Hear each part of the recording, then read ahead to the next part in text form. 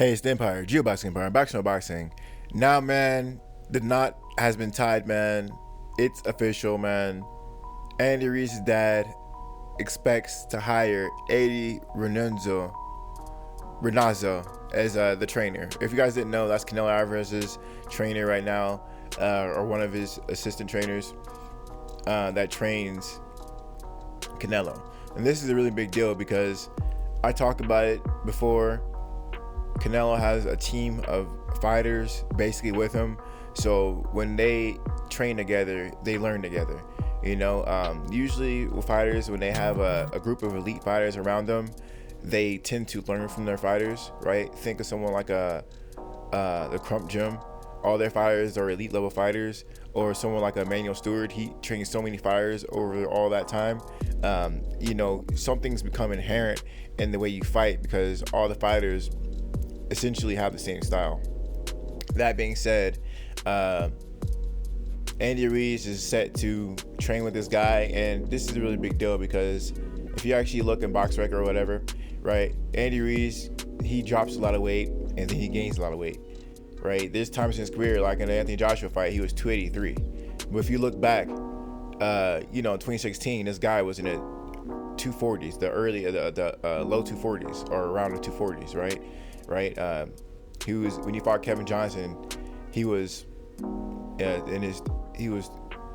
Kevin Johnson, Rafael Zambano, he was at 248, and he was even lower the fight before that, right? 247. I mean, this guy, when you go down 30, 40 pounds, a lot of people talk about how he was naturally and genetically fat, but that's just not true. This guy just has poor eating habits, and he just isn't on a strict diet.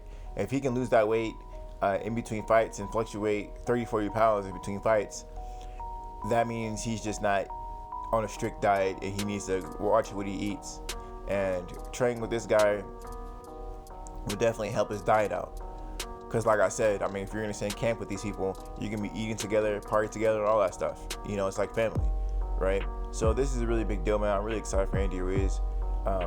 He's going to be a better fighter for this, and watch his weight dramatically shift from being big to being